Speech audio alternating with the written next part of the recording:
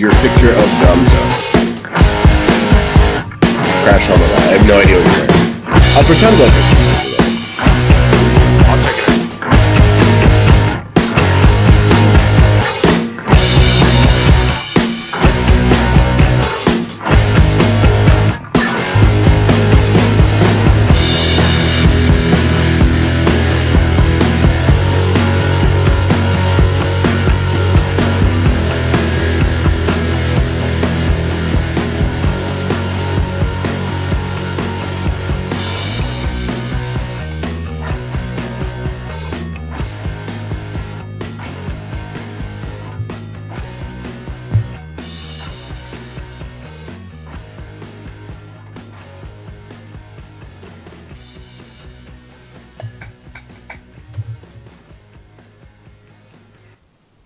And we are live. Look at this.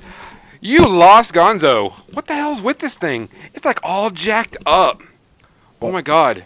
The hell are you wearing? What am I wearing?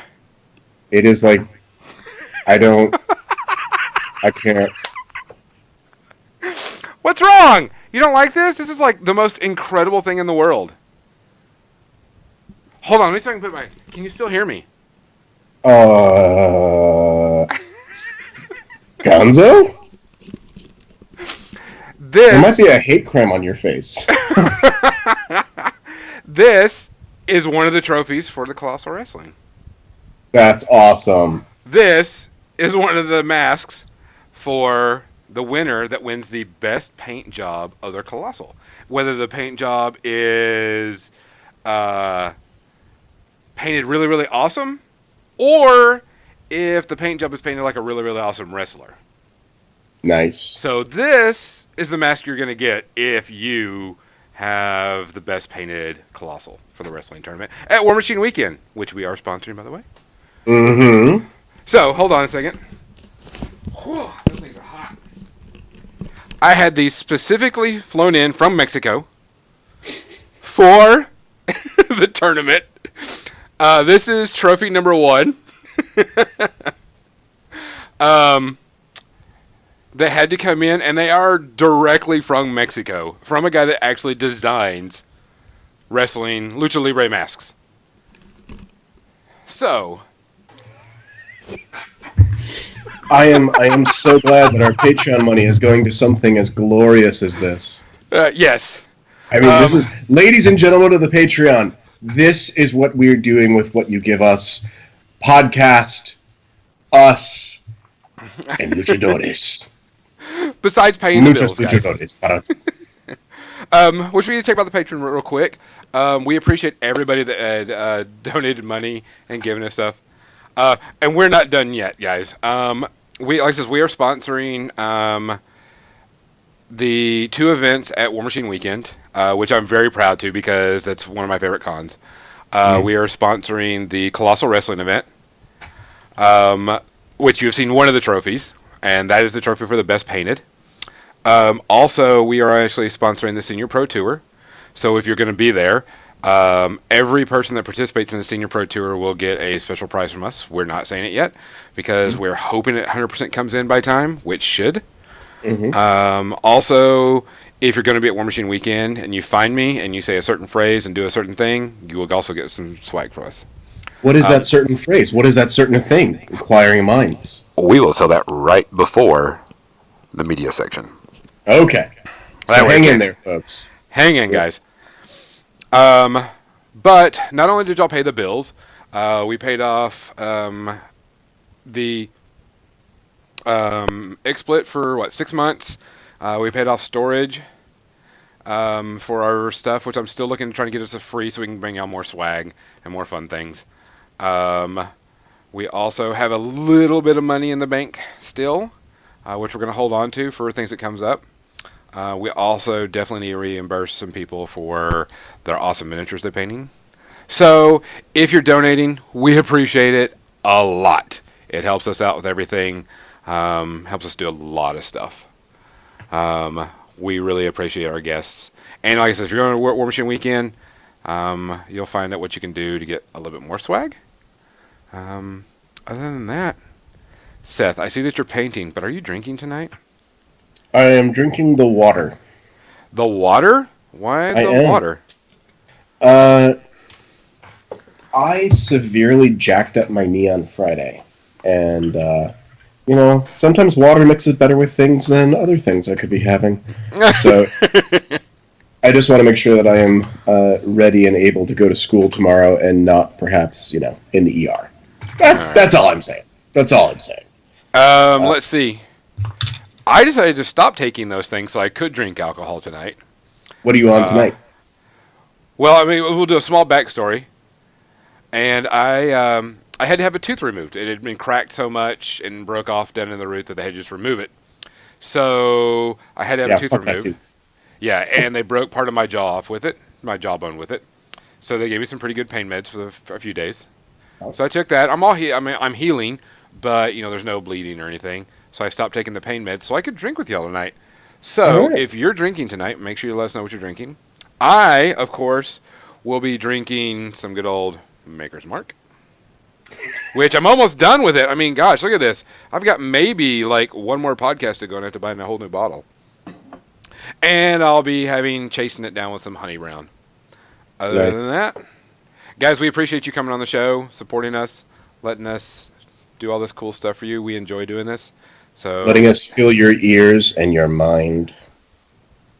That's that is. We are in your mind right now. Mwah. So to all the dice heads, cheers to you. Hey, cheers, everybody. My Batman cup loves you. And to all the patrons that are getting their action figure. Let us know. Post something on the website saying, "Hey, I got my dice." That way we can have it. I can see it. I'm hoping everybody gets it. I send it just by easy mail. That way, we're trying to keep everything down, the money down as much as possible, so we can bring y'all some really cool stuff for everybody that donates. Congo, you want me to pick your Malifaux crew? I'm going to tell you to pick the crew that I would have picked, and that's the guys that are on the caskets that are like gunfighter ghosts. Grimkin. Grimkin. Grumblekin. I don't know what they're called, Congo, but that's who I'm going to tell you to choose because those models are cool. I think those are the judges. Yes, judges. Maximum DT, we will actually go over that during the media section. So yes, Yeah, don't I did rush watch us. Don't rush us. You don't know where we're going. it. Yeah. Oh, Death Marshals. That sounds way better. Yes. Yeah. I want you to go with those because those guys are badass looking. So Seth, how was your week before we get started on our subject today? Did you do anything cool? Of course, you ask when I put both brushes in my mouth. My week was good, except for jacking up my knee, which is my own silliness. But yeah, I got to play a game at the beginning of the week where I introduced Amon and his 16 jacks to a lot of Sentinels. And that game went really well for me. On top of that, I am currently finishing up, I hope, my competition piece for a local painting competition where we had to make a creepy model. So I've got the King of Nothing, and I'll be putting up some black and white photos. And I'll release the color photos after the competition because I know one of the judges has been looking at our site. Ah, sweet. I'll tell your judge we think that we're awesome that he's looking at our site. You're awesome, Travis. You may want to tell you could probably like tilt your camera down and stuff so people can kind of like not watch your face but watch your painting. Oh no! Wait a minute. That would be rude. I mean, if I had a better camera setup, I would happily do that. But I think now it's just going to look like kind of what you're seeing right now. I'm just going to keep it up here. Wait a minute. You need a better camera? Yeah, I'll need a different camera setup. Oh, and this is the other big thing I was doing this week, ladies and gentlemen. So for those who are on the Patreon subscribers, I think it's the $5 level, I'm doing the last of the How to Speed Paint an Army videos, and I have just set up, because I am stupid, I will be painting up 2 units of Sentinels, a Helios, and a Mega Mittens, and I will be speed painting all of them over the course of probably a week, but I will get 90% of it done in a couple of hours. Sweet. Yep. So I'll be showing that method. Which, going back to what we were talking about the Patreon, our next big thing is to buy set the camera so we can have a painting section, and we can stream his painting on the podcast while we're doing this. That's going to be our thing. That's where our next big chunk of money when y'all do it. We're going to buy him a really good HD camera. That way he can set it up and I can reset the cameras. And even though he'll be on here, we'll be doing like usual. We'll make his camera the main camera so y'all can see what he's painting. And actually use some really good HD versions of it. So that is our next big purchase. Since we've got everything set up, we've got I raised Patreon rewards going. We want to take that and give him a good camera because I know that y'all are interested in seeing him paint and asking him a lot of techniques. So, all right, enough pimping. Maximum DT. I have not played the King of Nothing yet because I'm trying to concentrate on just 2 lists right now and stay on those 2 lists. And then I will start experimenting after War Machine Weekend. My experience with the King of Nothing is that he paints up like a mofo and goes from cartoony to creepy as hell really fast. I'm looking forward to painting mine in my sketch style. Yep. And if you've noticed, it is only Seth and I tonight. John is having internet issues. If he's able to, we'll get him back in, but he says not to expect him. So we're just going to go on without him because the show must go on. Wait, is this a show? It's a professional podcast. That's right. This is a... Hey, wait a minute. You know how everybody says that their models are professionally painted when they sell them on eBay because they've been paid to paint? Yeah. So we can call ourselves a professional podcast if someone has paid us to do this. So, if they pay us to stop, does that make us professional slackers? Oh, yeah, we can do that. I don't think they want us to do that, though. For just $300 a month, you can be the special Patreon. And make us professional slackers. And we promise to spend that money wisely on... Beers and hookers. I was going to say beer and Doritos, but you want it different. I don't know if I want someone that cheap. I don't know. $300 split 3 ways, $100 each. After some beers. I'm not skimping on my beers, Gonzo. Okay. Legionnaires, my Heretic list I took this weekend. First time I played it was at the tournament, so that's just how it goes. That's how it is. But I want to be able to try to do a little bit better. I want to become a better tournament player. I want to become a better clean tournament player. I want to become a better fun tournament player. I don't want to be one of those gotcha type tournament players or sit back. I want to be able to have a good team. I want to be able to win on my ability to play, not my ability for my opponents to forget stuff. Type thing. But that's for another time. Let's talk about what's coming up. And Legionnaires leading us into it. OMG. You know what's coming up in like a couple of weeks, Seth? No, yeah. Put your headphones on. What's coming up in a couple of weeks? Like 3 weeks. Like less than... yeah. Let's see. No, you're messing up the timeline. Not in 3 weeks. In 2 weeks. No, 3 weeks? Yeah, 2 weeks. Yeah, okay. Yeah, 2 weeks. So not this... Wait, okay. Numbers. I'll give you the exact numbers. 1, 2, today 3, is the 4, 15th. 5, 6, 7, 8, 9, 10, 11, 12, 13, 14, 15, 16, 17, 18, because I have to be there a day early. So in 18 days. Yep. 18 days. Yep.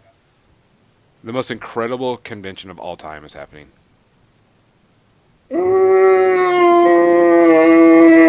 Correct. Yes. And that is War Machine Weekend. That is... I am so upset I'm missing it this year. I'm genuinely frustrated. And normally I'm unflappable. Well, this is going to be an incredible War Machine Weekend because this is... Not only is this an incredible one for me, because this is my favorite con to go to. When we talk about community in the War Machine Weekend group, this is the convention I talk about. It's nothing but War Machine Weekend people. It's nothing but War Machine players. Especially this year, we did not get it. We're going to be able to get Guild Ball into it this year. No? No, we weren't able to. For reasons we have to discuss later. Nothing big. It's just it's all going to be War Machine Weekend stuff. War Machine, Hordes. But this one is going to be a big one. This is the first year that we sold VIP badges. Mm-hmm. For the people that don't know, Privateer Press comes to War Machine Weekend, and in the morning they set up a booth and sell stuff. And usually they sell things that are within like the 3 month period, and they'll bring like a model slash unit or two that'll see a large distance out. Like one year they brought it when before the Shamblers were coming out, they were like slated for 6 months. They brought them at War Machine Weekend, so they were like 6 months early release type thing or something like that. It was like a huge early release thing. So people love doing that. And so we sold VIP badges this year, and you got like some swag to go with it. But the kicker is, and if you've ever been to War Machine Weekend, it always happens. Usually the line to the vendor hall usually starts at like 7 o'clock at night.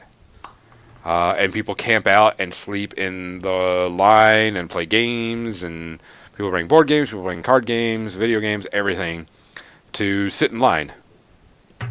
And they're going to be there camping out from like 7 o'clock at night until we open up at 8 o'clock in the morning. Yep. I've done it. I've done it a couple of times. It's a great social thing to do. You bring a blanket and a pillow, fine.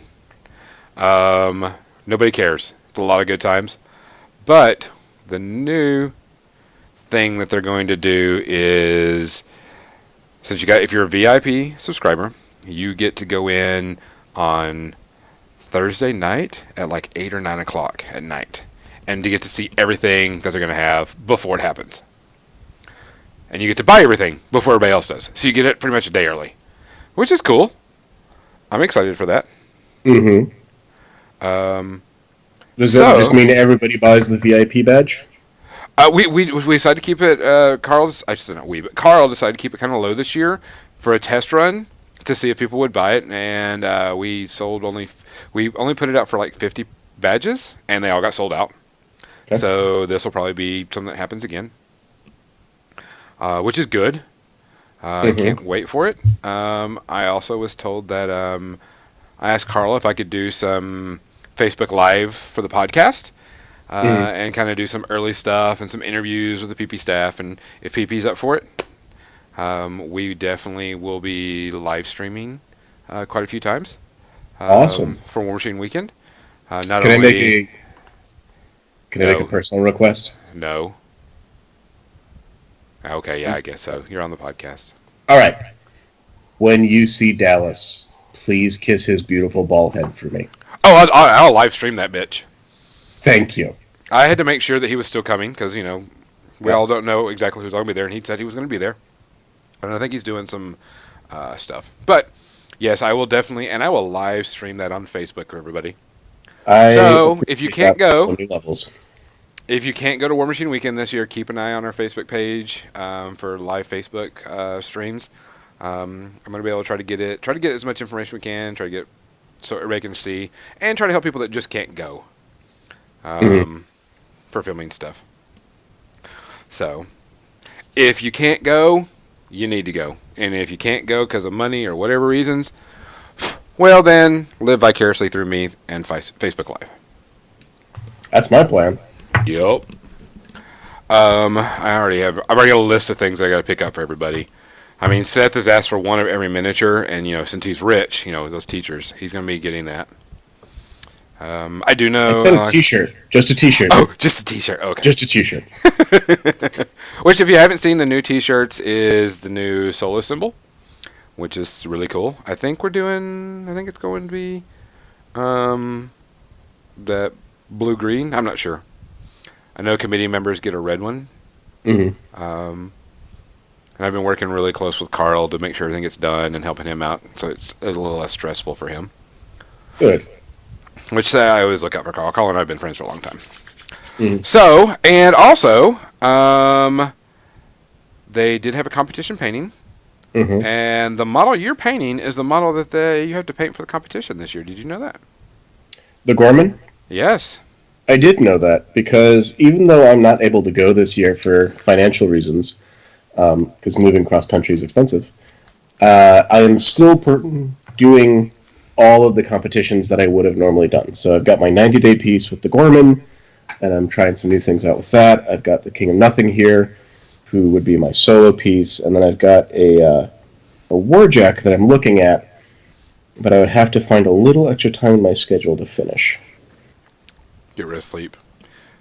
There's my pro tip. If you got work to do on your models, you got to paint them, skip sleeping. Just skip it. I wish I could say that's a terrible piece of advice, but I know I've done it. Which actually brings me to how I jacked up my knee. What'd you do? So I spent Friday fueled entirely by caffeine, because in order to get a bunch of stuff done in preparation for next week's homecoming week, and the fact that I'll be missing several days of school next week for a conference, I gave up sleep, and I said, well, I'll just caffeinate, and that'll be good enough. And I overdid it, which meant that I was literally bouncing off walls and jumping on desks and having a lot of fun. And when I jumped off of one of the desks, I said, that felt odd. And then I kept walking on it for a few minutes, and I went, oh, this is where I sit down. It's 3 o'clock. Bye, everybody. And then I just sat there for a while and thought about what I had done. You're not 12 anymore, Seth. Yeah, but I'm still not eligible to play in the Senior Pro Tour, so I can do stuff like this. No, you're not. If you are 40 years and older, you can play in the Senior Pro Tour, and do come out and play in that, because it is a fun event. Yep. It is, people beg to join it, and if you're not 40 and older, you don't get to go on it. It is basically a objective base where you have to complete objectives, kind of like a Who's the Boss type tournament, but for old fuckers. And it's a lot of fun, because we usually do a shit ton of drinking while we play. And so we have a good time with it. Mm-hmm. So let's talk about conventions in general, though. While we are doing a lot of sponsoring for War Machine Weekend, and it is one of the greatest conventions of all time, because it's like hanging out with family and friends.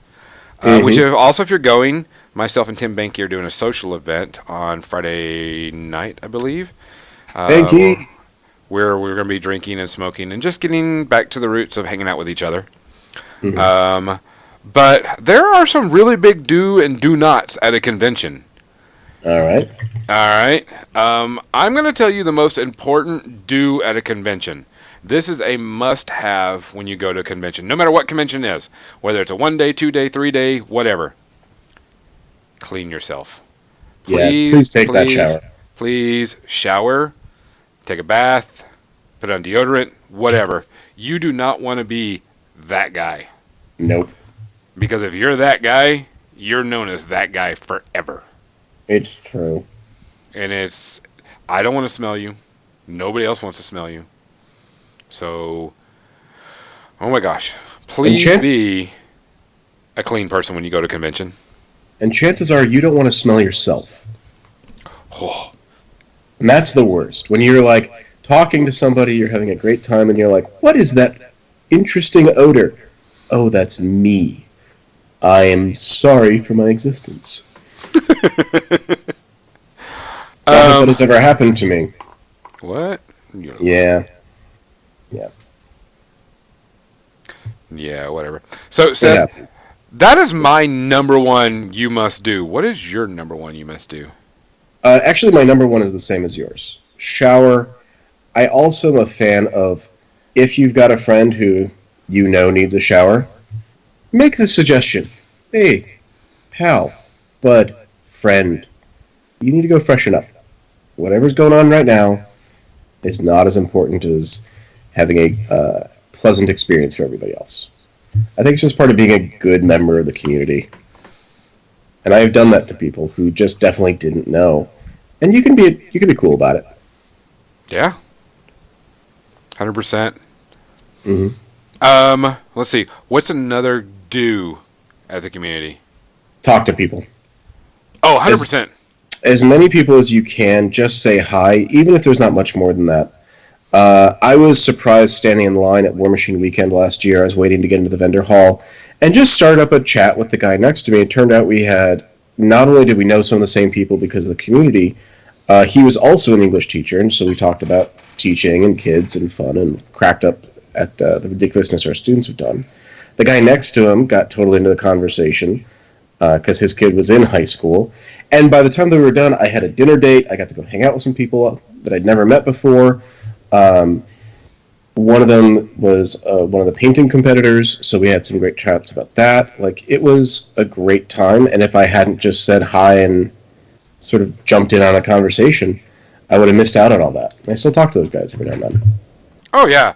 I mean, I don't know how many people I've made friends with by Mm-hmm. going to con and just talking to the guy standing next to me, or the guy in front of me, or the guy across the table, and just bullshit. Yeah. Um, it's super important because I mean, yeah, some of us have social issues, and it can be daunting for some people to strike up a conversation with. Also, if you see some of the top players and you've watched them stream or whatever, they a good 99% of them are like, yeah, I'll bullshit with you for a bit, especially if they're waiting in line or doing stuff. They have no problem. So yeah, this is a social game. Mm-hmm. That's the reason why we're doing this social hour. That way everybody can kind of step away from the game and have this fun at the convention also. Plus we get to smoke cigars and drink bourbon. Mm. Yeah, baby. Um, so yeah, be sociable. I'm not saying go up and like lick people's face or anything, but don't be afraid to say hi. I mean, if that's your thing, I guess we can't stop you, right? Um, but the same goes for privateer press staffers. Oh my Go god. talk to them, but talk to them like they're people. One of the things that I've found really strange is when people walk up and they have like hero worship of somebody, and they're like, "I'm still just a person." And truth be told, a year and a half ago, I was standing where you are. A lot of the PP staffers who go to the cons have come from the community and are excited to be back in the community. Which I have a funny story about that. So, Um, Matt Wilson. Everybody knows him, right? Everybody typing. Oh, was it? Not, was it Matt Wilson? I can't remember. Um, yes, it was. I had a bunch of my local friends, and they were all sitting around at the bar at this couch where we had War Machine Weekend a while back, and he was. They were sitting there drinking and having a good time, and there was this guy sitting across from them, and they were all just chatting it up and talking about War Machine and what they liked, what they didn't like, so on and so forth. And one of my local guys says, "Hey, I see that pin. You want to trade?" Because they didn't know they had the pin trading there. Um, yeah, will you trade me that pin for one of my pins? And he's like, "Well, no, I can't do that." And he's like, "Why not?" And he's like, "Well, because I have to just give it to you because you asked me for it. Because this is a special that you can only get from PP staff. And since I'm Matt Wilson, I have to give it to you." And they were all like flabbergasted that he was sitting there talking to them about the game, and they didn't even know who he was. mm-hmm. Um, and so they were shocked, one, that he would sit there and just socialize with them, and two, once they figured out and it clicked on who they were like, holy fuck. And I'm like, that's kind of how the staffers are. Um, don't bug them for information, like bug them No. for everything. But I mean, they'll willingly talk to you, and sometimes, like Legionnaire says, sometimes they'll let something slip that you won't even realize it, and you're like, oh, really? Let me buy you a Mm-hmm. beer. But I mean, for the most part, the privateer press guys all come Mm-hmm. from us. They're all players. They're all fun guys. Pagani's going to be there, and just recently came from the areas type thing. Mm-hmm. Um, Dallas, um, a local type guy type thing around here. So they're all really easy, Yep. and they'll True all story. talk to you. True story. Last year I took the PP hobby folks at Adepticon. I took them out to the local grocery store because they were all just trying to figure out how they're going to eat for the weekend. That in itself made for some good stories as they were trying to Oh yeah. figure out how to shop around a uh, big honking grocery store at 11:30 at night as we were running around trying to beat the closing. Totally fun. So I mean, definitely don't be afraid to talk to the privateer press staff. But if they're in the middle of something, don't bug the crap out of them. But make sure you say hi.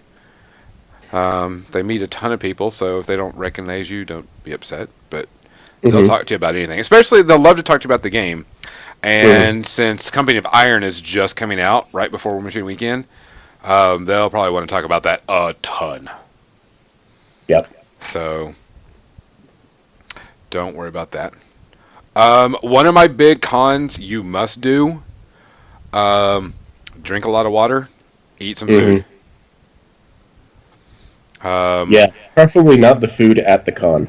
No, I always bring a backpack with me that has like some snack stuff, some healthy stuff, like a trail mix, high protein and water.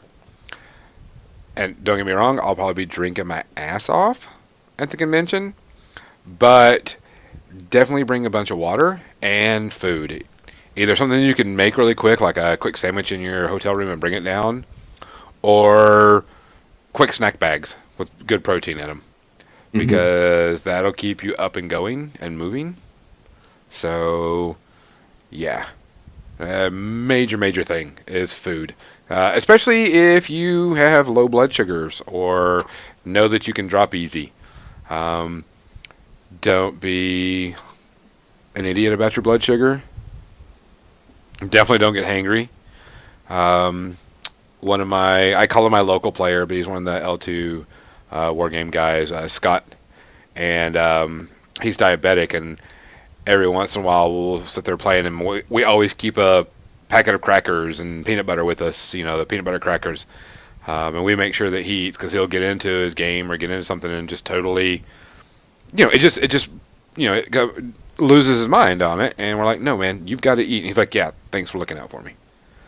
So definitely bring bottles of water, cooler, whatever, that you can bring, and bring some snack stuff. It's super stupid important. Which actually brings me to one of my other con do's. If you're not vegetarian, beef jerky is awesome. It's a great one to have. And if you are a vegetarian, or actually, if you're anybody, don't assume that sugar is the same thing as nutrition. Because I've seen plenty of people who've tanked out because all they had was junk food. And you end up in the same spot. So, I know it tastes good. I know it's easy to get to. I know that the con has access to it, but you can do better. And that's when you get to go out with some people that you haven't met yet, or you get to catch up with old friends. Go get some food. With that in mind, get out of the con. Yes. War Machine Weekend, where it's going to be at, since we're talking about this, has a lot of restaurants around it. So it's easy to get out, especially if your game ends early and it's going to be another 2 hours before things sets up. You can definitely go. The guy that you're playing with, if you had a good game and you're chill with each other, go grab something to eat real quick. Go grab a burger. Go grab a beer. Just go out and hang out with people. There's many times I'm like, I have no clue who these 6 guys I'm going out with, but we've all played games and we're all together and we're all hanging out, and we'll go somewhere and eat really quick. There's quite a few good restaurants right around the War Machine Weekend, if you're new to where this is going to be at. Other than that, and yes, food is definitely important. You will definitely eat a breakfast and eat at least a late lunch minimum. You will thank yourself, especially if you start drinking after the convention's over with. Which that brings us to our next subject. Actually, can I talk one thing specific to the hobby rooms? Oh, damn it. You and your hobby people. Don't you understand this is a competition game? This is about winning. I won last year. I know. Mic drop. I did too. I know. I won. You're on the front page. Are we still on the front page? We're still on the front page. So one of the things that always happens is you'll see people who start leaning in really close on the painters. Two tips if you want to see what painters are doing. One, say hi before you get in their personal space, because most of them are concentrating. I did almost drop one of my pieces last year because somebody started breathing in my ear and I did not catch them as they were coming up. It was real creepy. But turns out the person was just great. They just wanted to see what I was doing. So, like, say hi first and then lean in. Ask if you can.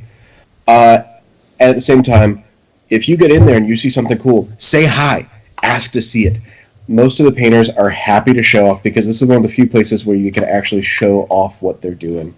Very few painters do I know who are like, no, you can't see this. I don't want to talk about it. Go away. They're as socially awkward as the rest of us because we're all still gamers of some kind. But go talk to them. They'll also often talk to you about painting for quite a while. They're happy to do it. Everyone I've met has been delightful about just chatting. Whisper a gentle hello. What you Hello, really want? Clarice. If you really, really, really, really, really, really want to make them happy, walk up behind them, right behind the back of the head, take a very deep breath, and just say, "You smell better awake than in sleep." And that usually goes a long way. Yeah. To getting that restraining order, to when you're removed from the con. Yeah, I could see that going a long way, Gonzo. Yes. Long way. By the way, if you are one of the hobby people and you are coming for a lot of the hobby stuff, and they do have badges just for hobby people, by the way, this year. Chris Surrey, we debated on doing that a lot this year. And that was like something I wanted and a lot of other people wanted was just hobby things. Chris Surrey is doing a shit ton of stuff this year at War Machine Weekend, which, if you know, he's a freaking mad painter. So, and he loves to talk about painting. So, if you want to do some hobby stuff, go for it. He's going to be there doing a ton of stuff. And just be kind, courteous. Don't be rude. Don't be an ass. Keep it personal. I mean, if you have a question, don't be afraid to ask. I mean, why do you hold your brush that way? Why do you lick brushes? Why do you keep one in your mouth and one in your hand and lick it all the time? Because they taste good. Other people have different answers. That's mine. Okay. So let's see. Let's talk alcohol. All right, As go. anybody knows, War Machine Weekend is typically kind of a drinking weekend. We all like to drink at War Machine Weekend. But we're all very respectful. And I do have some sad news. Go. This is the saddest news I've ever had to bring to our podcast. I think I know what this news is. And it deeply saddens me that it will not be the same War Machine Weekend. As anybody knows, War Machine Weekend doesn't start until we find Chili Winters passed out on the floor somewhere at War Machine Or in a Weekend. couch. Or on a couch. Or being dragged around by a luggage cart and having his head banged into walls. And just in case anybody wonders, that wasn't the wrong preposition. Not on a couch. In. Like, under the cushions.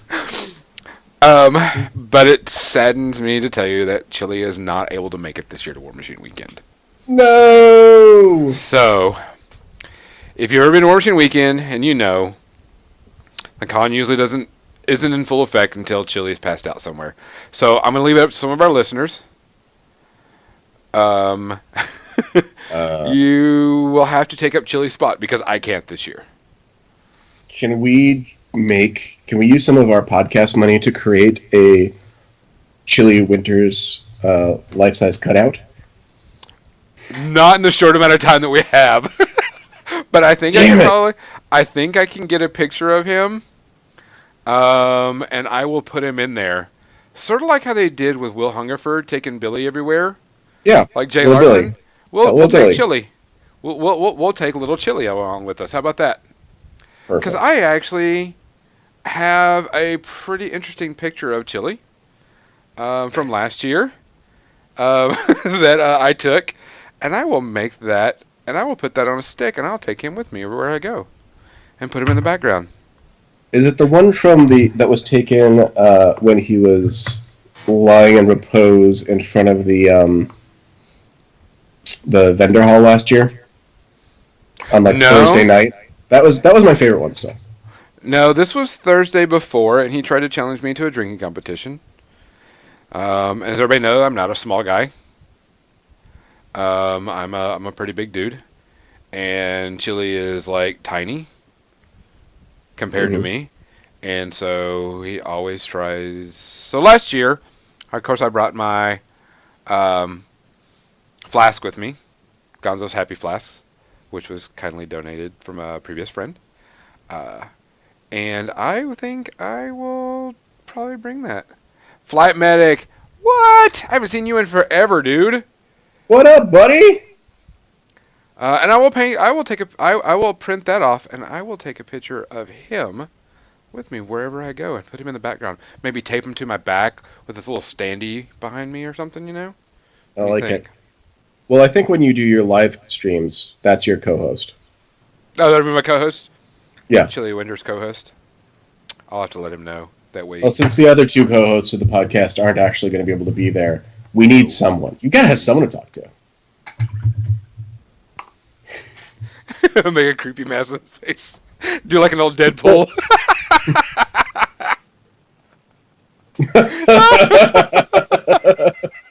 I'm gonna have. Holy shit. Oh, That's pretty good. And by good, I mean horrifying. oh. I will have to find that picture and I'll do something with it, and I'll bring him Mhm. with me. So back to the discussion of alcohol. Yeah. If you're drinking, guys, make sure that you're being pretty cool about it. Yep. Don't throw up. Don't go. Uh-uh. Don't go overboard. Know your limit. Make sure you drink plenty of water because the next day you're going to be up very, very early or you're going to miss a lot of stuff. Um, Make sure that you be responsible. Also, clean up after yourself. Don't leave a shit ton of bottles or things all over the place. We do a lot of drinking there, and it's all in good fun, and we're all responsible. But if you know you can't handle your liquor, make sure you stop before you get out of hand. Um, don't. And if you know that you're a rowdy drunk, oh please. Um, Is the girls' soccer tournament also going to be happening the same weekend? No? I have no clue, but That might be worth going. every year that we've had War Machine Weekend, there's been some type of child sports event in the same hotel, and And every one year, year those was the kids get an hockey boys. education that maybe they don't need. Yes, I think one year it was a boys hockey league, and it was Mm-hmm. just a crap ton of hockey boys. And then the next year it was a bunch of little leaguers. Mm-hmm. Um, One of the things we used to do, my friend Kim and I, is whenever we would come down in the elevator, we'd see people get on, and we know that there was like someone that was not part of the War Machine Weekend community was in the elevator with us. Um, we would get on. I have to tell a story because it is fucking hilarious. Go for it. Um, and so when we would get on, Kim and I would make fun of them in a joking manner. It's like, oh, fucking nerds. Why do they have to always bring their nerd shit around us? Why can't they just be like normal people? You know, that crap. Because they'd walk in Yeah. with their miniatures and stuff like that. And we did it every year, all the time. And it was like, oh, we don't like your kind around here. You need to leave. Type thing. Well, last year, before Kim passed away, we were on the elevator, and it was a long trip down. And there was this real business guy that was in there, and he had all of his business stuff and his baskets, and you could tell he was going to some business convention thing. Excuse me. And so somebody gets on, and of course Kim and I start a routine of, "Damn nerds, what are you doing in here?" And just tearing into him. And we knew the guy, so we're joking with the, giving the business guy the shit about it. And then all of a sudden, this guy gets on, and she's like, "We don't like your type around here. You just need to leave." Until she realized that he wasn't a nerd and it was just a black guy delivering pizza. Oh, God. I'd never seen anybody get so red in my entire life. She apologized for the next, like, the whole ride down and was like, "Oh, God, I'm so sorry." And it was just some black guy delivering pizza at the hotel. Because it looked like, because it was holding the pizza carrying tray out like it was, for, a carrying tray that you would for miniatures. And, and it was just some young black guy, and she was like, "We don't like your kind around here. You need to get out." And I went, "Oh shit." And by your kind, I mean pizza Yes. delivery people. I was dying so bad. I was like, and anybody that knew Kim, she was the sweetest, nicest person in the world. And it killed her that she did that and got busted for it. And the guy understood. He was all cool with it, but it was so fucking funny. Was he? Yeah, because I think he'd been delivering pizza there for like the last 2 days. Oh, okay. So if it was late enough that he'd been doing it. Yeah. I get it. Especially if you're wearing, like, the con shirt. Oh, yeah. I mean, usually we close down the bar all the time. We've had to actually have them reorder liquor numerous times for us. Yeah. And so it was just fun. But going back to this, if you're going to be drinking, just be responsible, guys. We drink a lot there. I mean, we drink a lot. Be careful. Be nice. Drink a lot of water. Don't throw up. Know your limit. Oh! So, Seth, I'm going to let you talk about that, and I'm going to show the next prize. And this is going to be the prize for the best intro/manager. So, whenever you're coming into the event for the Colossal Wrestling and you introduce yourself and have like a big fanfare, or if you want to have some hype men all around you and etc., this is going to be the trophy for that person that does the best showmanship. Okay. All right. All right. Go ahead. So I want you to talk about alcohol real quick. All right. So here's my take on alcohol. Realize I'm not a huge drinker, but I enjoy just plenty of it. If you're going to go and you're going to drink, the two things that have come to me are, one, keep it classy. Drink as much as you like, as long as you're staying classy, as long as you're being good to the people around you. But when you get to the point of, oh, good God. When you get to the point of making bad decisions and you're like, I'm going to be there any second, slow down, or even better, stop for a while. The other thing that Gonzo hasn't mentioned is that the hotel staff is really, really cool about the fact that we're bringing in often outside alcohol, even though that's one of their rules is you can't. My guess, though, is that if it gets bad enough, they will just say, we're actually going to police this. It's actually going to make it more difficult to have fun there.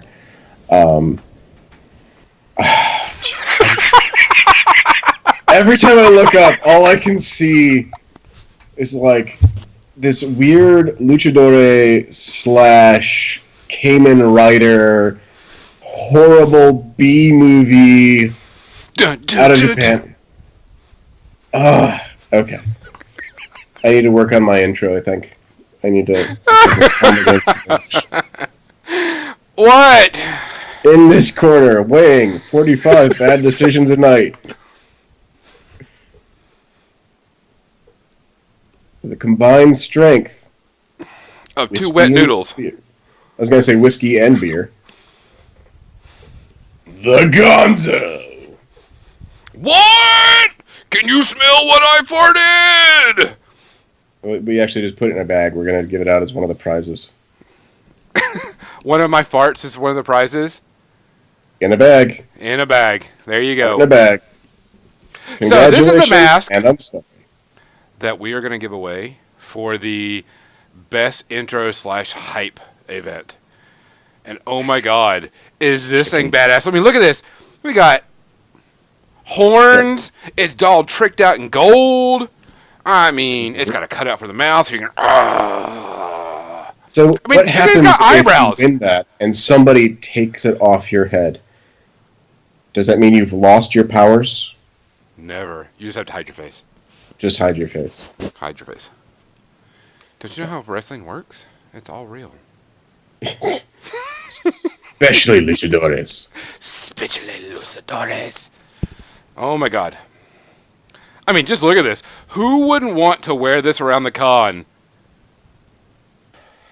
I mean, look at this cool little neckerchief. I mean, you could braid these up. Wait, you got a neckerchief too? I think you need to lower your camera just a little bit. Okay, so it's got. I'm going to describe it for a second. Congo says cheesy Power Ranger knockoff. I'm going to go with.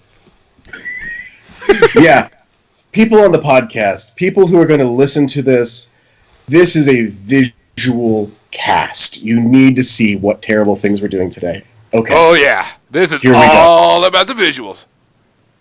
Gonzo has a black luchador mask. Hold on. With the cutout for the mouth, gold lame mask on top of it, covering the eyes, going up to the head, down the side, like a phoenix. It's got the wings. On the center, coming down the nose, is a Chrysler symbol. Why does it have a Chrysler symbol? To hold up the wings that the Chrysler symbol has. It's sitting there like some sort of bizarre orange Jesus. Perhaps a referee saying touchdown. It's got some gold lame spikes heading up the top. And the worst yarn beard I've ever seen. Because it starts at the throat. It is just a throat beard going down.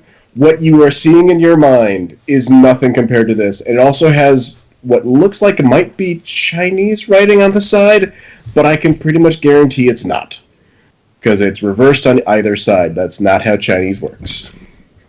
But God, I kind of want it. The more I describe it, the more I want this thing. Oh, it's Angry Dragons.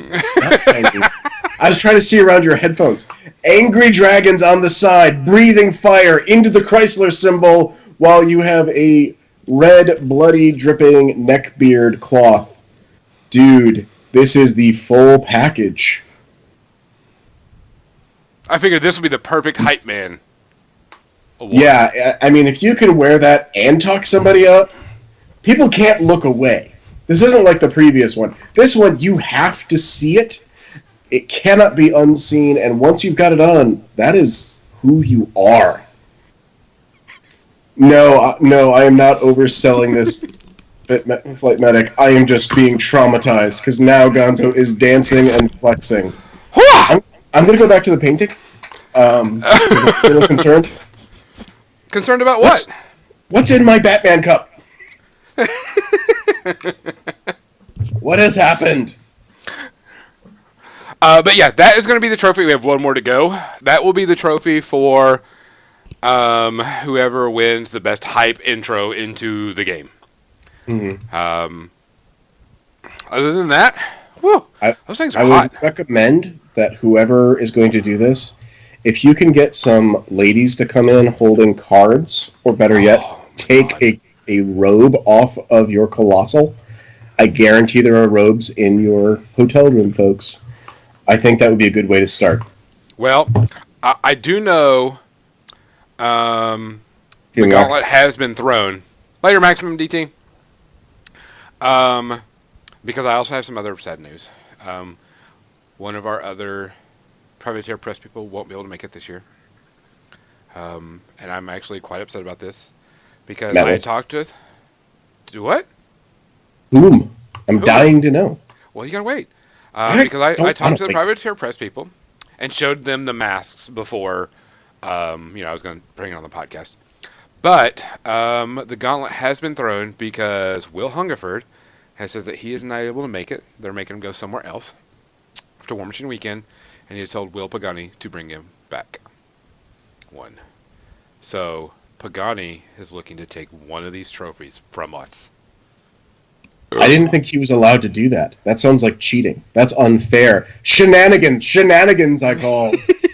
It is wrestling, so cheating is allowed. Give him the chair! So that is the second trophy. That trophy is going to be for the people that do the best show intro, whatever, into the arena. Hopefully we'll have a lot of people in this event. Because if y'all haven't not played Colossal Wrestling or read the rules, it is a stupid amount of fun, by the way. Yep. The fight is not fixed, but if you give me a couple $100, I'm sure I can get you one of them. No. If you just want to join the Patreon at the $300 level. So, so what's the next big thing you should or shouldn't do at a con? Because that's what we're supposed to be talking about. Oh, I need to drink more. I think I'm going to go to a do that is simultaneously the do not. Okay. Do try new things. Go talk to new people. Try new games. If you've never played in Iron Arena, go play in Iron Arena. If you see somebody demoing something that you've never seen before and you're like, that looks silly, try it. I have been surprised by how many things I really enjoyed, partly because of the con atmosphere. Which leads me to the other part. Just because it's fun at the con doesn't mean that you're going to like it everywhere else. There are games that I play only at the cons. There are things I do only at the cons. And it's because of that experience. I am a lactard. I cannot eat cheese. But last year I took a bunch of my friends out to Giordano's in Chicago for pizza, had some pizza with them, had a blast, and paid the price. I don't recommend that all the time. But to get to do that for a lot of those people, it was their first time eating Chicago deep dish. That was a blast. Yeah. Do it. Go the extra mile. Try the extra thing. Be a little extra silly. And if you're worried it's going to make you look bad or you're worried it's going to be awkward, don't worry. It's awkward for everybody. That's what you're at a con of people who play with little toys. Yeah, definitely. A Flight Medic brings up a really good thing. Late at night, after most everything's wind down, everybody comes in there and they play a bunch of board games. And it's like some really long, hardcore board games too, like Kingdom Death. There'll be a ton of board games people will play, and people will bring a bunch of them. I'm sure Clifton Klein will do another huge werewolf game. He always does. But usually, after things start winding down for the night, when it's like just the last few tournaments or the last few players in the tournament, people start playing board games. And ask if you can join. Most people don't mind. I've been actually dying to play Kingdom Death. I've never played it. I don't have the money to own it. And typically Cat Martin usually brings it. And I'm dying to play it just so I can see what it's about because everybody loves it. I've never played it. I've seen it many, many times. Specifically Cat's set. I like it. Yeah, and board game night is awesome. Okay, so Crimson's got the question, and this is the question that I am really torn on. It says, what are your opinions of dropping from a tournament? Should you drop after you lose your first round, or stick it out and you can go to 1-4 like you did last con? I'm going to go with my answer, speaking as a super casual gamer. I like sticking through the full tournament, because I'm not expecting to win anyway.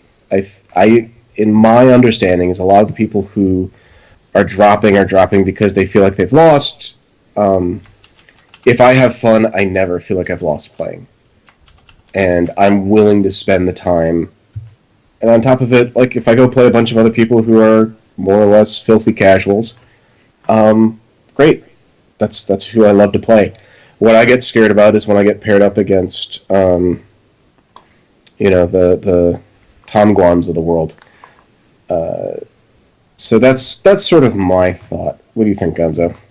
I have two mixed opinions about that. For the most part, you can pretty much drop. No big deal at War Machine Weekend. Typically, we give away a major prize, or I should say Carl. Usually like it's a fully painted army of some sort. And to be eligible for that, you have to at least play through 2 rounds, and then you can drop after the second round if you've lost twice. So, don't be afraid to drop. If you're going to play in the LCQ, and you've lost the first round, drop. That's not going to be a big deal for the most part. Because you're not going to get... There's only first place. There's only a first place win for that. So, definitely... go ahead and drop from that. That's not that big of a deal. Um, if it's like we're going to be doing a lot of scrambles. If you don't know, scrambles are 8-man scrambles. And they're going to be, you don't want to drop in that because it's just 8 men and you're going to be competing for first, second, and third. But they go by quick. Like I said, it's only 8 people in it. But if it's a big one, like the big team event or the LCQ or Masters, where you know that you're not going to get first, second, or third, especially if you've lost twice, just drop. Go play something else. Don't push on through it.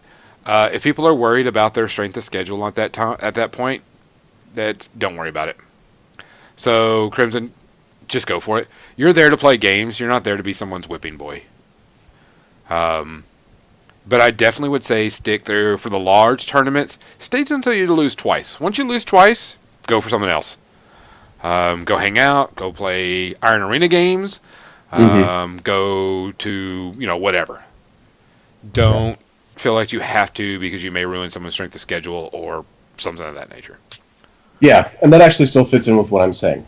I like to play because I want to play the game. I only play a couple tournaments a year. So if I'm going to a con, I get into one. Usually it's a scramble. I've never played the LCQ because I'm usually working on a piece for the painting competition. Scrambles are a blast. Yes. Scrambles are really a lot of fun. And if you are a volunteer, we are always looking for volunteers to help us out since the press gangers are gone. It's going to be a little hard for us. So we're always looking for people to help out at the convention. There is if you go to War Machine Weekend's Facebook page, there's a form you got to fill out. But scrambles are really good because it's 8-man pods, and as soon as we get 8 people, we start it up. I play Iron Arena games and get Iron Arena points so you can get some cool swag. Dice, there's all sorts of things. Just different things that you can get. There's always tournaments going on nonstop. If you say that there's not something for you to do, you're not there doing it because there's something run all the time. We keep everybody busy. True. It is. It's a lot of one. I have to do one more trophy pick before we go to media section, and then we can give the awesome code phrase and thing you have to do. So, Seth, why don't you talk about the hobby stuff since this is your expertise? Sure. Hobby Room works, at least in previous years like this, and Gonzo, you can correct anything that's wrong. But the way that works is that there's a hobby room set up, and there's outlets, power strips, and that's about it. And you can set up in that room and paint to your heart's content with other painters. It's also where historically Andy Welton has been set up so that he's running the painting contest itself. He's also running a clinic to fix your models for low prices. And that's one of the best places to just hang out, whether or not you consider yourself a competitive painter, whether or not you're just learning. You get to go in and... I'm ignoring you, Gonzo. Not doing it. Not doing it. Not doing what? Nothing. Nothing's happening. And it's a great place to go and get to meet and talk to people who maybe you've only met online or you've only seen their work. It's also a great place to meet people that are just taking a break from the games to get some new stuff painted, to hang out, to take a breath. Go there. Enjoy. There is going to be, Gonzo, it's 2 rooms this year, correct? We're actually going to have a bunch of rooms. There's going to be the... Awesome. Definitely, if you don't know Adam, I think it's... Somebody's going to be... Is it Andy Walton that usually does all the fixing? Yep, Andy Walton. Just talked about that. Yeah, and he'll fix all your miniatures. And then on top of that, if you just want to sit and paint the whole freaking time, there will be places for that. And actually, I think we're dividing it up. Mm-hmm. And classes will be in a closed room is what we're going to try to do. Nice, because that's what we asked for last year. Yes. And that way people who are painting can laugh and have a good time. Doug Hamilton can set up and show people what he's working on and be as loud as he wants, and the people who are running the painting classes can still be heard. That was one of the challenges last year. But this is the other thing. This is one of the only places you can go and have really amazing painters teach classes for free. That you're getting some of the best info from a lot of really great painters in the U.S. Chris Surrey's going to be there. Brandon Roy's going to be there, who's a Privateer Press staffer. Dallas Kemp will be painting. Love Dallas. Oh, who else? Lauren Fahey of Griffin Roost Painting is going to be doing some stuff. There's a lot to see. Oh, Anthony Rodriguez is doing things. Like, this is why I'm bummed about not going. Not only are these buddies of mine, not Brendan, I don't know him yet, but I'm sure we will be fast friends. Um, but to also get these free classes, to tune up what you're doing, to try things out for the first time, and to get feedback on your painting.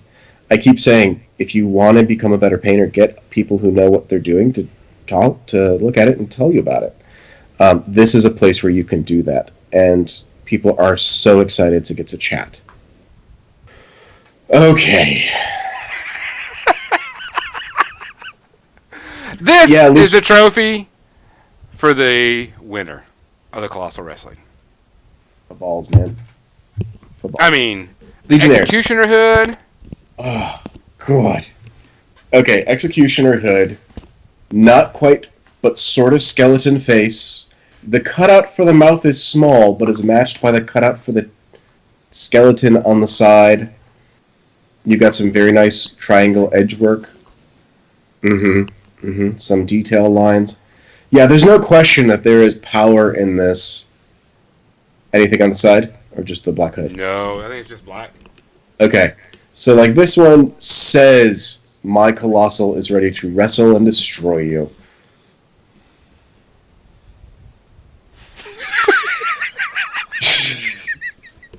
God. Man. These things are hot as fuck. Yep.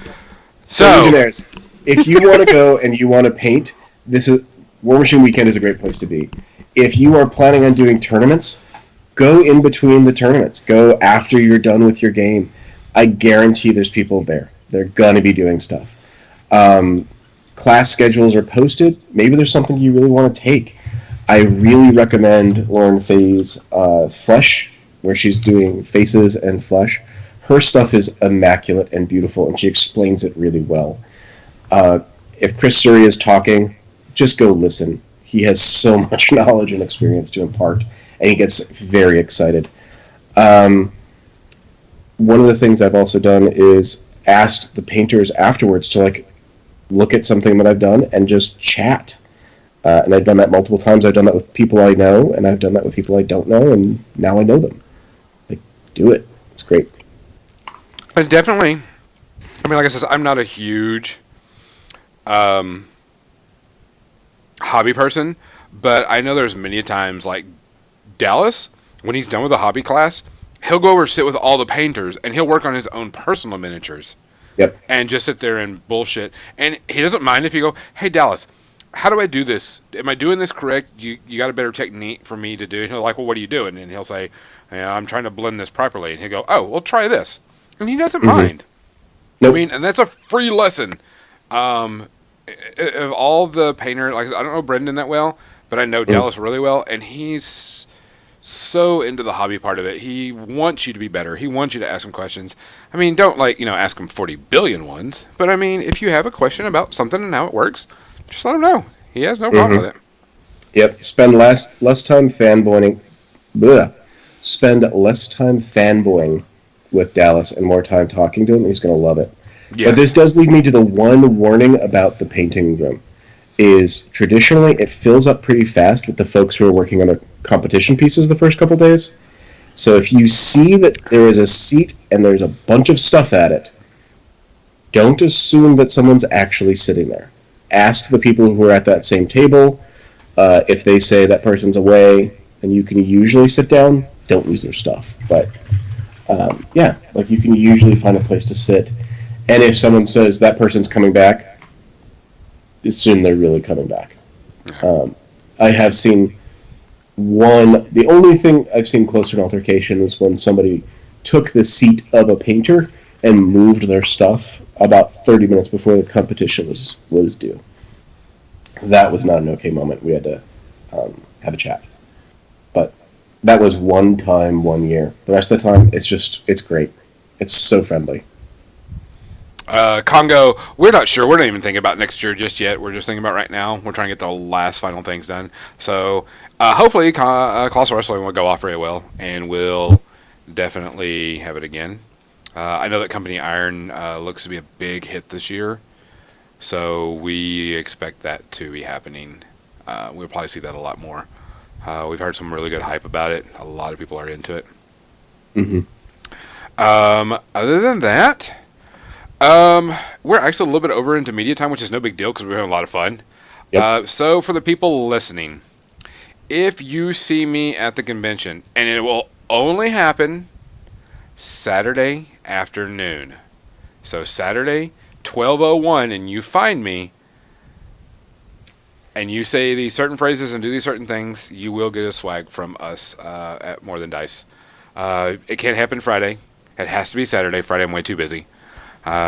Saturday, around noonish, which if you look at the schedule, you know we're hosting and sponsoring, should be really easy to find me. I will be around. And if you walk up to me and say the phrase, I'm waiting for it, Seth. If you walk up to You keep doing this to me. I know. If you come up to me and you say the phrase dice down and you take a picture with your swag and post it on War Machine Weekend and our Facebook page, link it, share it, I don't care. More Than Dice on the War Machine Weekend page, hashtag whatever, and I got diced, you will receive some swag from us. So here it is, Saturday, 12 on to the end of the weekend. If you come up to me and say dice down, make sure you take a picture of the swag with yourself. You can put it with me too. I'll happily take selfies with you. And you post them to Facebook and link them to War Machine Weekend and More Than Dice with the hashtag dice down, Twitter, all that, or not. I've been diced or whatever. Mm-hmm. You will get free swag. You should definitely actually picture getting a hug from Gonzo. Oh, yeah. That's the thing. I don't want to be weird. He's a good hugger. Yeah. I love to rub beards together. So if you have a beard, we can rub beards together. I don't recommend that. Don't do that. Danger, danger. Is that like kissing with braces? I mean, like the friction, man. The friction, it's going to ignite. That's all I'm worried about. No fires at the con.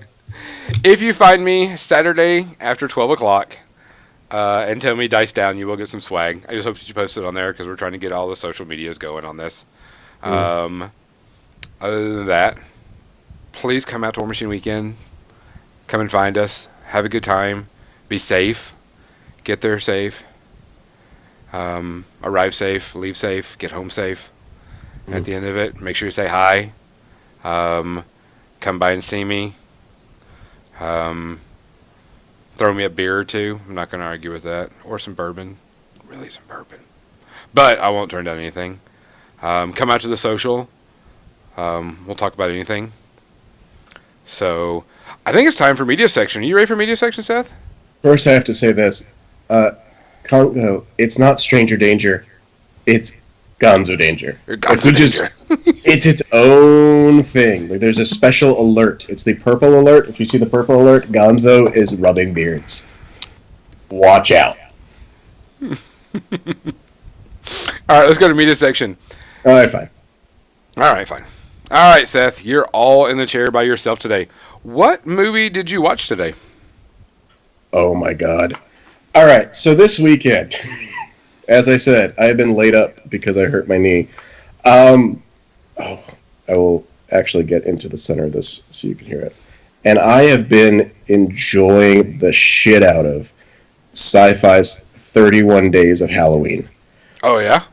Oh, my God. It is every bad B movie you could find. So, like, John Carpenter's Vampires, yeah, they got that. But they've also got the sequel starring John Bon Jovi, Vampires Los Muertos, where if it is a vaguely racist stereotype about Mexicans, it shows up. The movies have been amazing. So I'll hit a couple that I thought were especially interesting. So first up, Vampires Los Muertos. The only good actor in the entire movie, not John Bon Jovi, is his young sidekick is going to grow up one day to be a rebel spy in the Rogue Rogue One movies, and I can't remember the actor's name, but he acts the crap out of that movie, even though he's just in the background. It's so funny as these characters are driving around in a Winnebago through Mexico to stop some sort of horrible rite that's going to allow vampires to walk around in the daylight. It is a remake of the previous movie in the sense that it's the exact same plot.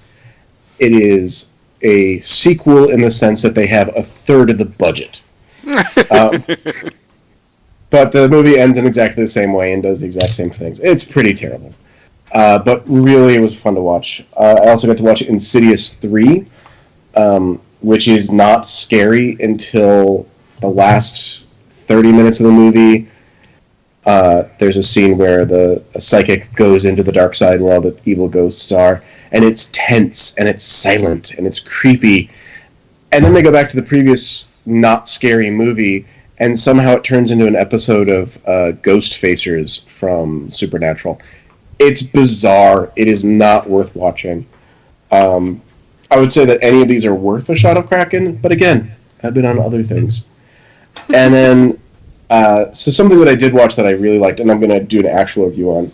Netflix has an anime series out right now called Neo Yokio, which is a send-up of a lot of different anime focused on people who are rich and wealthy and powerful, demon hunting, and it has an all-star cast.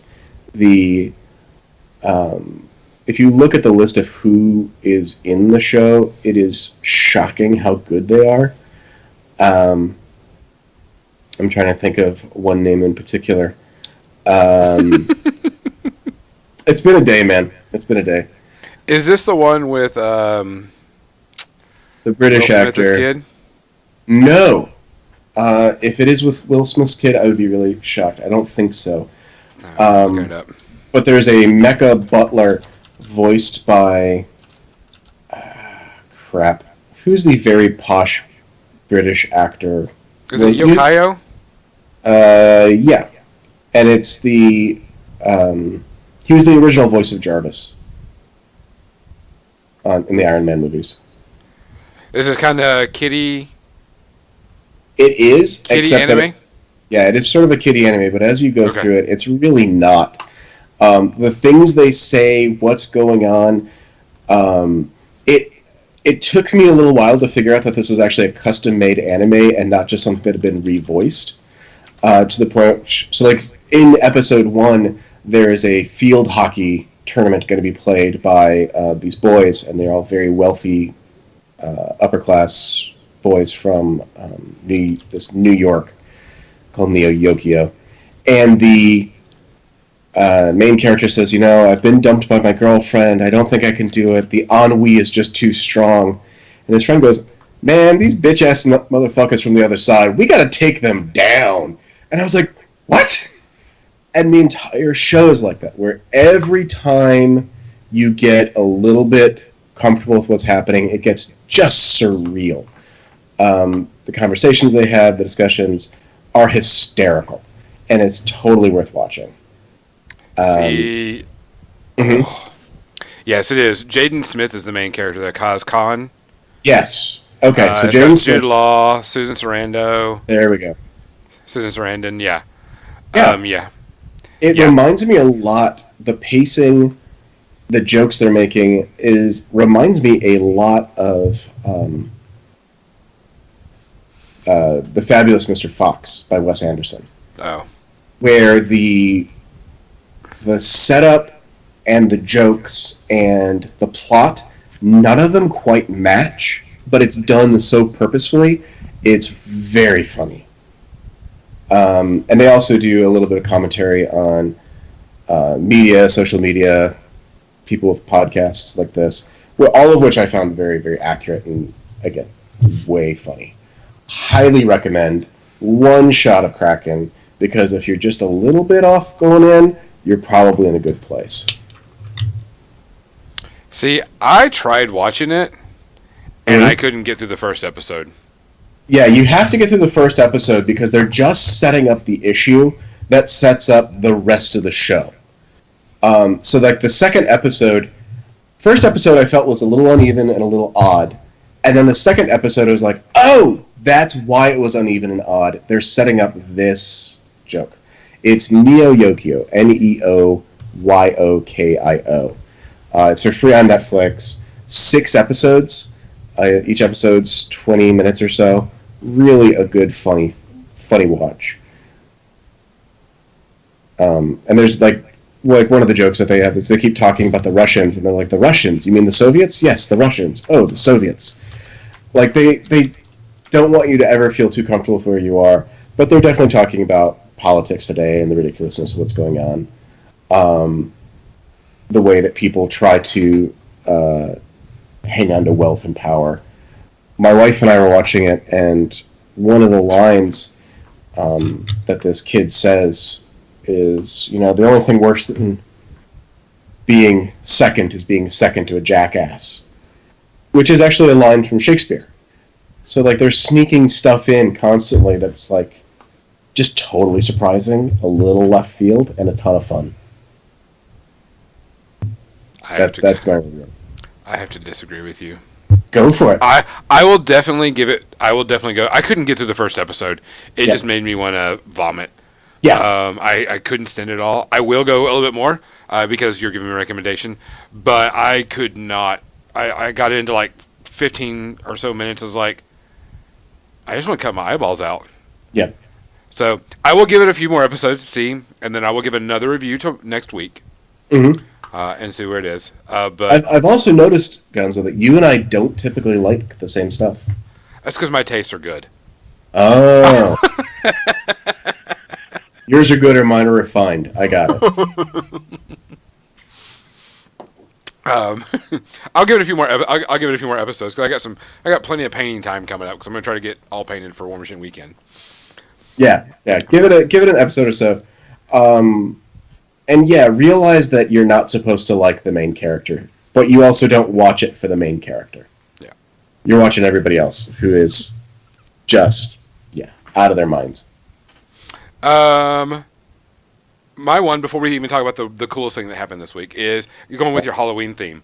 They're restarting all these Halloween movies, and The Blair Witch came back on. Oh, good show. And so I remember when this first came out, and it was super creepy as fuck. Very, very creepy. Very, very new. Shot new. It was one of the first movies like this.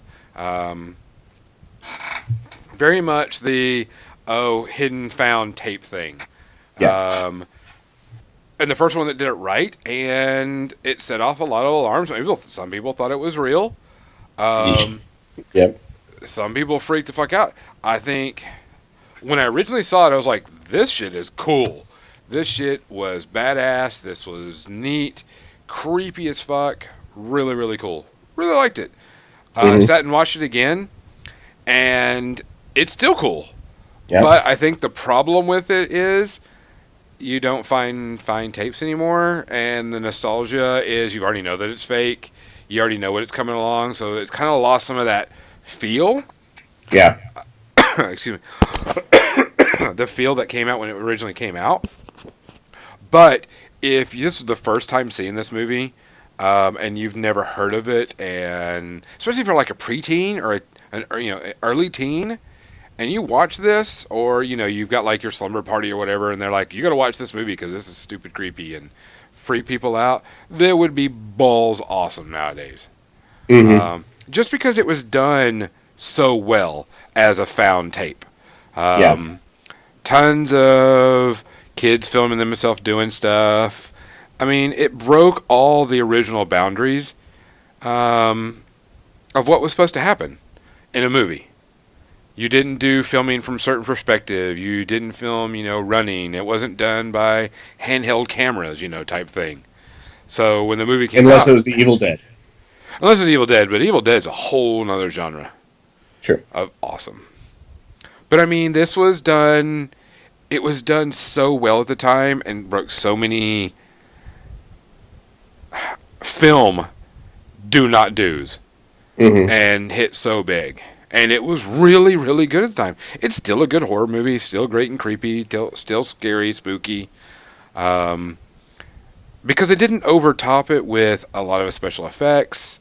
They didn't, overdo it with a lot of fake drama, scared chick running through the woods. There wasn't this I'm a sexy girl stereotype, I'm the badass stereotype. It was just kids going out there doing shit they shouldn't be doing.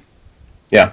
And I still liked it. Still liked it today. I'm not a huge horror fan, but I do like a good, creepy movie. So, I mean, if you're not into horror, you're not going to like it. If you've already seen it, it may be dated because it's, been a while. I mean, when did that come out? 1999? Something like that. Yeah. So, I mean, it's been a while.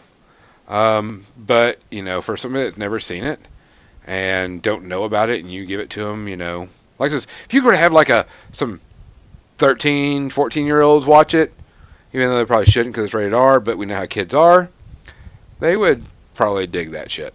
I think that was pretty cool. Agreed. Shoots a few shots of Kraken just because it's dated, but originally I would say no because it was so original at the time. When I saw it in the theater when it first came out, before it even had its major releases showing in art houses, people applauded. I was like, this is a good sign. Well, I mean, I'm looking at it right now, and I'm looking at some of the thing, and they filmed it on $60,000. Yep. I mean, to film a movie and get it, and it made $248 million US.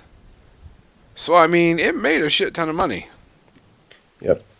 So, nothing bad about that. So, it was kind of cool. Night Congo. Let's see. The biggest thing that came out this week, though, Seth. Yep. Star Wars trailer. Yep. The Last Jedi. Yep. Oh, my balls. Oh, my balls. Just your balls? Oh, my balls. Okay. If anybody knows me, I'm a huge Star Wars fan. I own my own personal lightsaber, scratch built for myself. I own my own dueling saber. I own a bunch of Star Wars stuff. I mean, I have Star Wars all over my house. Star Wars is my shit. And that new trailer came out, and holy crap. I don't think my heart on's gone down since. Because I cannot wait for this movie. I mean, everything about it. Luke in it, Rey, I mean, everything. Kylo Ren, everything looks great. If she doesn't run around with the Luke in a backpack doing flips, I will be nothing but disappointed. I mean, everything about the trailer was spot on what I would expect for a good Star Wars trailer. It had you still guessing about what's going on. Yep. It still had some great scenes. You're like, oh, well, fuck it, what's going to happen? You're like, well, that was kind of cool. You have the new creature, the Pogget or whatever it is, that yells at Chewbacca. There's always, some cute little fun thing that happens in Star Wars. You know that. Which I still thought was kind of cool. Even though everybody loves that more than anything else, but that's how it goes. Mm-hmm. Chewbacca, always love him. Mm-hmm. I like old Luke. It's great. I have predictions. I'm going to say this. I don't have predictions. I have this is what I hope what happens because I think it would be something awesome to happen. Mm-hmm. If you haven't seen the trailer, go watch it. I'm going to spoil it for you. So tough titty, it's out there. You know if it's going to be out there. Run. When Rey is like, I need someone to guide me, and Kylo Ren reaches out his hand. I hope that's not like a dream sequence or something. I hope that's real. Because this would make my Star Wars fantasy picture come true. Is that Luke gets killed. Kylo Ren comes down and just is like, finally they find him and they just have a pretty good duel, and then he just beats the shit out of Luke and just kills him. Kylo Ren, from the trailers, I hope he shoots and kills Leia and destroys her ship and kills her. One that ends the saga of the original cast. which is okay, and I don't have a problem with Except them dying, Chewie except Chewie. and the droids. Yeah, but you understand what I'm saying? The original, Yeah. um, and I don't have a problem with them dying because this is war, this is battle, this is something that should go down. So I don't have a big deal with that. Um, and then Rey is finally fed up and she can't handle it, so she joins Kylo Ren and goes to the dark side. And then in the third episode, Mm-hmm. Kylo Ren becomes away from the dark side, and Rey is actually the Sith because she's more powerful. And the reason why I say that and why I hope so is because in the scene when he's about to shoot Leia and he's got the hands on his trigger, he's got the tears in his eyes and the emotion and everything, and we don't know if he's going to do it or not. And that would be like the ultimate fan thing for me is they both go to the dark side, but then Kylo Ren turns around to be the savior at the end of the entire series. Okay, I'm going to go a totally different direction. Okay, we're going over a bit tonight, guys, but hey, this is something that's really cool. Go ahead. Okay, I'm going to do it I'm not even going to go that far. I'm just going to address the Kylo Ren reaching out. I think that is her vision when she looks into the dark side, the same way that Luke, when he looked into the dark side, saw Vader. I kind of agree with you, too. Like I said, that was Yeah. my vision of the movie. I have a feeling it's a vision and so on and so forth. Yeah. I think that's actually even more frightening because it means that if she doesn't turn this movie, it's still they're leaving it open as a possibility. Well, I mean, Rey as a character, if you look at it, she has a lot of anger in her. Yep. She's not the calm, whatever, but I mean, she's still new. Yep. I'm going to leave Lando out of this because he hasn't been shown in the movie yet. For all we know, Lando's probably surrounded by 50 chicks eating grapes from their hand and drinking it up and still partying knowing Lando. Plus, we have his prequel coming out, so I'm not worried about that yet. I agree with you. I think that's what's going to happen. It's going to be her vision of whatever Luke's teaching her. Yeah. But I have a feeling that we're finally going to see the first gray Jedi out of her. Okay. Maybe. I hope Maze shows up too, Legionnaires, because Maze was a really cool character. I wouldn't be surprised if they turn Rey into the first gray Jedi. Neutral. They may call it something different. It wouldn't surprise me. But I do. That's something I just like because it would be something completely different. I love movies that go off the rails and go completely different on everything. I'm so excited for it. I didn't buy my tickets because I don't buy them, and I don't usually see them the first day because I don't like a bunch of crowds when I go see a movie, especially when it's something like this big. I'd rather have a few people not around me, but I definitely will take some time off to go see it. So I'm super stoked for it. What about you? I am excited. I will try to see it opening weekend. I will. I am less excited at the idea of a gray Jedi, but here's why: is the original trilogy has always been criticized for the fact that it's about light side versus dark side, but it's really not. It's about families. It's about the generations of mistakes that we make and how that kind of problem works its way down and then works its way out. And that's why I think the prequels failed so hard, is that they didn't know what they really wanted to tell. They wanted to tell a story that justified a trilogy about family. Removing the Skywalkers from the next set of movies is probably a good idea. Like, we need a new story. I'm with you. I would be surprised if Luke doesn't die. I will be shocked if Leia doesn't die. I do think that they need to figure out what the story is, and I don't know if they're setting it up for a story about the Grey Jedi who's going to be in the middle, who's going to have to figure out how to be light and dark at the same time. Because I think that story was told in a lot of ways with Luke. That he goes to the dark side a bit. He gets some of what Vader can do. He, he's not as goody-goody as we kind of make him out to be, especially if you look at what he's doing in the third movie compared to the first movie, where he's willing to go kill his own father, right? Mm-hmm. So maybe we'll end up with a Grey Jedi. I kind of don't think so. But I'm curious to see where they're going. Oh, yeah, definitely. My biggest concern with the series as a whole is that they keep swapping directors. Yeah, but that's and how Hollywood is. Mm-hmm. And we know how that worked for the original series. Yep. But anyway, that's my 2 cents. Well, for all intents and purposes, I think everybody's stoked about it. I don't think anybody's like super bummed about what they saw. For the most part. No, I'm also glad that we have a bearded Jedi, because am I going to make myself a Luke costume? Fuck yes. I will get the wig. Yeah. I definitely, when I saw him, I was like, I can cosplay Luke. Yeah. Old Luke. So, alright guys, we went a little bit over today, which hopefully nobody minds. We had a great time. Mm-hmm. Like I said, if you see me at War Machine Weekend, make sure you find me at least... come to the social event Friday night. Come and see me Saturday. Give me the code phrase and do the posting of it. You'll definitely get your swag. Other than that, have a good weekend. Have a good week. Stay out of trouble. Take care of each other. Mm-hmm. Click it or ticket. Click it or ticket. If you need to drive. If you're drunk and you need to drive home, no matter where you are in the world, Seth will fly out and drive you home. So make sure you do that.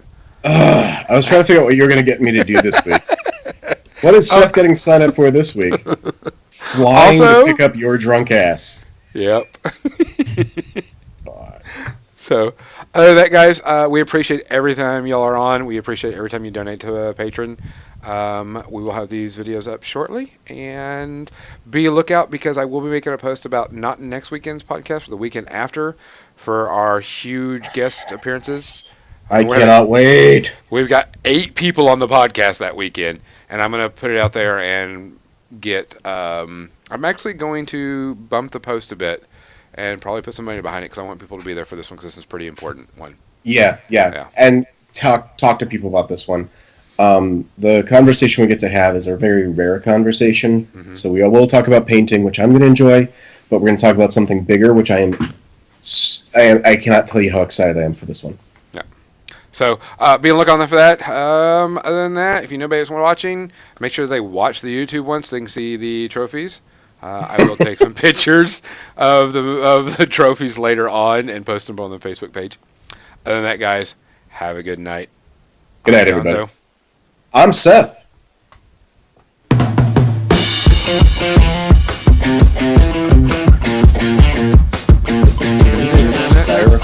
Wait. Okay. You call them trophies. You need styrofoam heads inside the masks. Then you didn't give me styrofoam heads.